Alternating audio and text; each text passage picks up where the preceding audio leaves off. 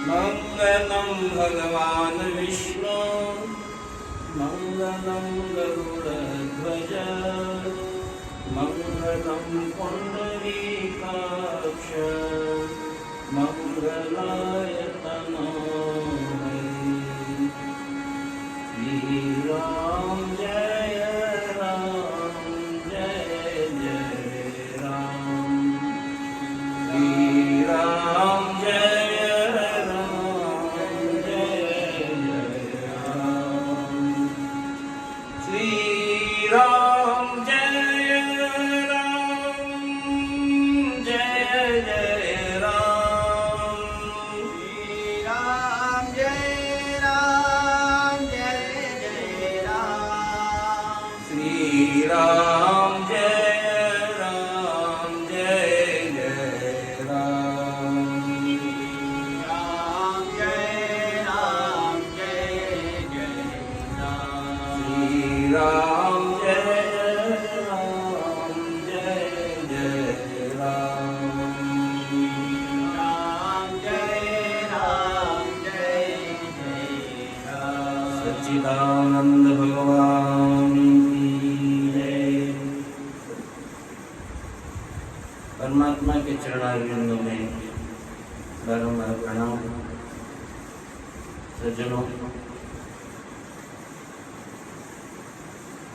मनुष्य जीवन में आकर के आध्यात्मिक, आदिदैविक, आदिभौतिक इन सभी बातों का मनुष्य को विचार करके रखना चाहिए। आध्यात्मिकता में जीवन में ज्ञान तो अपार है, ज्ञान की कोई सीमा नहीं है। फिर भी अपने मति अनुसार, अपने विवेक के अनुसार मनुष्य को कुछ बातें ऐसी है जो समझने की आवश्यकता है, जानने की आवश्यकता है, मानने की आवश्यकता है और उस पर चलने की भी आवश्यकता है। वैसे तो संसार में हर एक प्राणी एक दूसरे से बंधा हुआ है और बंधन जो होता है, कहीं कहीं जो बंधन होते हैं, कोई बंधन ऐसे होते हैं जो जीवन को मुक्त भी कर देते हैं, कुछ बंधन ऐसे भी होते हैं जो जीवन को और गर्त में ले जाते हैं। वैसे संतों ने जितने भी संसार के विषय बंधन हैं उन सबको शास्त्र के सिद्धांत से विपरीत माना है, अच्छा नहीं माना है। कारण कि कुसंगात मतिर्भंगो सुषांगात मति लभ्यते।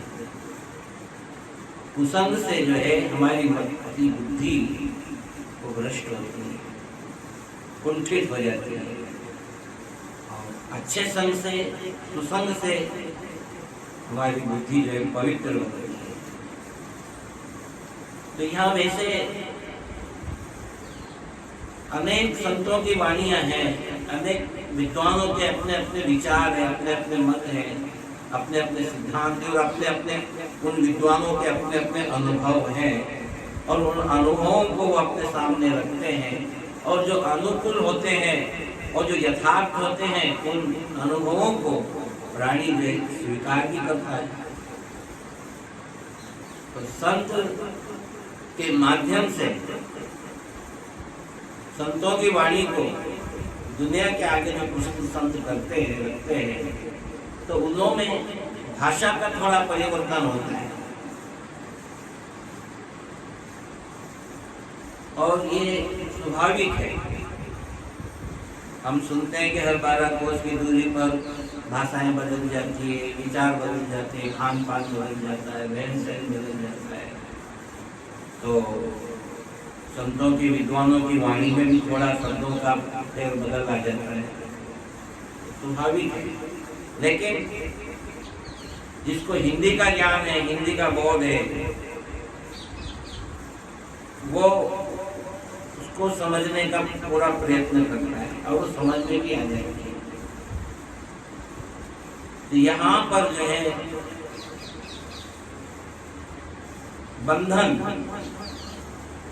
बंधन जो है, बंधन में भी कई प्रकार है, लेकिन फिर भी यहाँ संतों ने 2 प्रकार का बंधन बताया है। एक बंधन जो है खानी का है और एक वाणी का। तो खानी क्या चीज है, वाणी क्या चीज है, मैंने आपको पूर्व में बता दिया है कि भाषा बदलती है। ये हमारे संतों की वाणी का एक शब्द ही अलग होते हैं, लेकिन अर्थ तो वही होगा, यथार्थ जो होगा, जो सत्य है वो सांच भी है, जो सांच है वो सत्य भी है। या तो उसको प्राय मान लो, प्राय भी मान सकते हैं हम, लेकिन जो है एक तो सत्यम बुरिया, एक सांच बराबर तब नहीं, वहाँ एक जगह सांच भी है, एक जगह सत्य भी है, तो लेकिन स्वीकार दोनों को कर रहे हैं। भाषा का शब्द का थोड़ा बहुत परिवर्तन आ सकता है। तो खानी और वाणी, इस खानी में और वाणी में ही ये जीव बंधा हुआ है। अब खानी क्या चीज है, ये बंधन की खान है, ऐसा मान लो।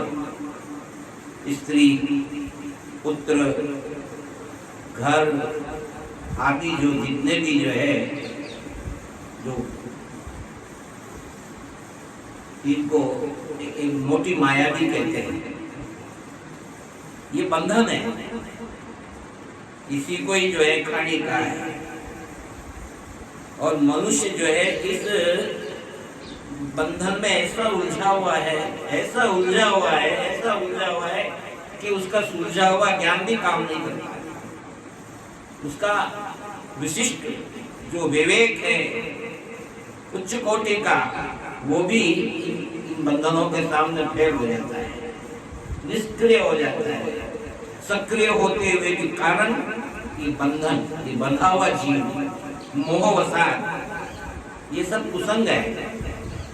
ये मोह भी कुसंग है, कुसंगात मतिर्भंगो। अरे दिमाग काम नहीं कर रहा है, टेंशन, बीपी हाई हो रहा है, कोई न कोई वजह है। बोलो राम। तो यहाँ पर जो है स्त्री, पुत्र, ग्रह आदि ये सब मोटी माया की आसक्ति है। वैसे आदि शब्द आता है तो मतलब और भी कुछ है, कल कारखाने, फैक्ट्री, हॉस्पिटल, डिस्पेंसरी और भी खेती बाड़ी आदि जितनी भी, ये सब मोटी माया। और इनमें जो प्राणी बंधा हुआ है, आसक्त है, ये आसक्ति ही बंधन का, ये बंधन है। तो इन बंधनों से मुक्त होने के लिए हमें क्या करना है, ये हमारे सामने एक प्रश्न है।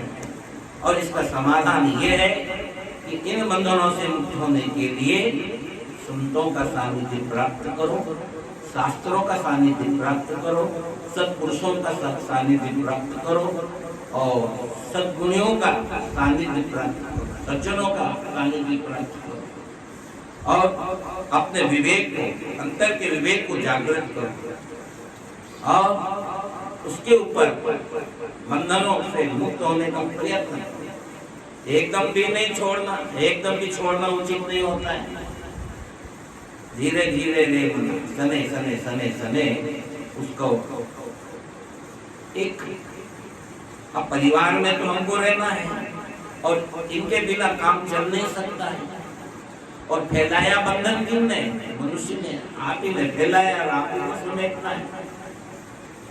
कर्तव्य निष्ठ होकर के उसको आप समेटने का प्रयत्न करो और अनासक्त भाव से उपराम वृत्ति, दिखावा नहीं करना कि हमने फलाना त्याग दिया, हम बंधन से मुक्त हो गए, हम ऐसे हो गए वैसे, कहने की आवश्यकता नहीं होती। विवेकी जो होता है, ज्ञानी पुरुष होता है, वो ढोल नहीं पीटता है, क्योंकि वो जानता है कि इसका निर्णय तो मुझे ही लेना है, मुझे बंधन से मुक्त होना है।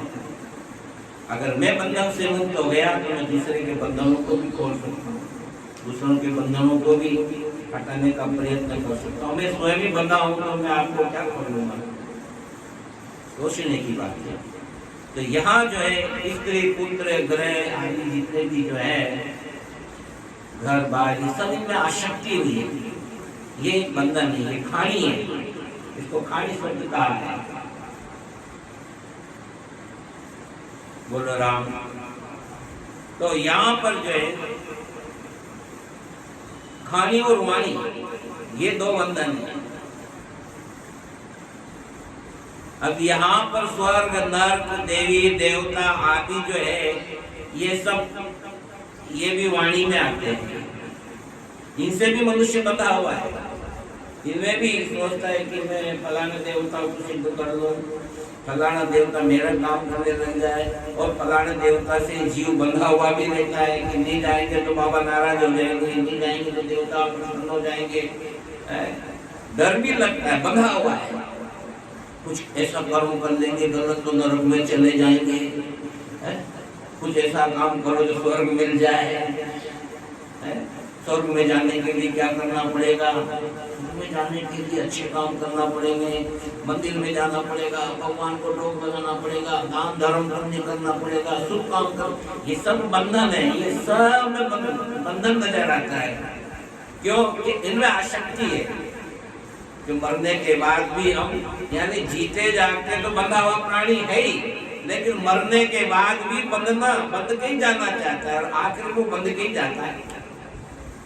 वो पंछी तो उड़ जाता है, लेकिन बेचारे शरीर को बांध के ले ही जाते हैं आखिर। ये बात तो हम तो संत जो है अनुभव करते हैं कि ये देखो ये बंधा प्राणी है, भी बंध्या जमपुर जाए, ऐसा संतों ने वाणी में लिखा, बंध्या जमपुर जाए। जो बंधा हुआ है अपने मन से, विषयों में बंध गया, परिवार में बंध गया, तो वहाँ पर भी हथकड़ियों से, बेड़ियों से या रस्सों से बांध करके वहाँ पर भी ऐसे बंधा हुआ जाता है। और वहाँ जाने के बाद में जब निर्णय होता है तो निर्णय स्वतंत्रता का नहीं होता, आजादी का नहीं होता, वहाँ भी बंधन का ही उसको फैसला होता है।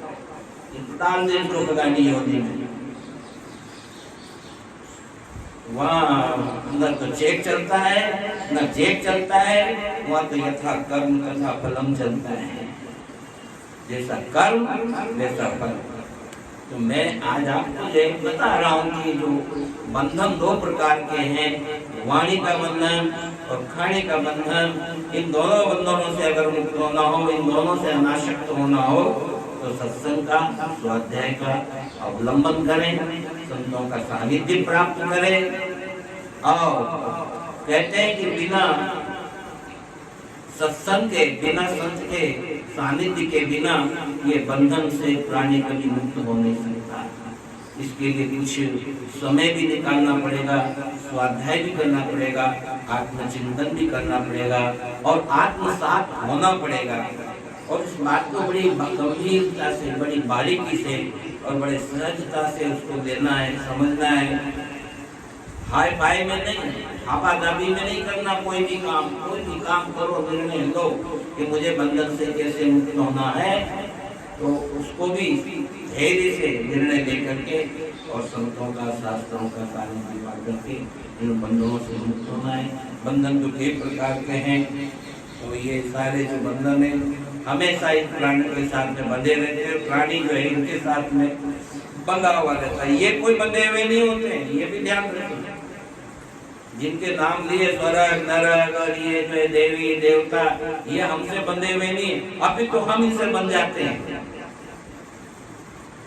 कोई नरक आके नहीं कहता है कि नरक में से आके आइए साहब, स्वर्ग में आइए साहब, स्वर्ग वाले नहीं आते हैं।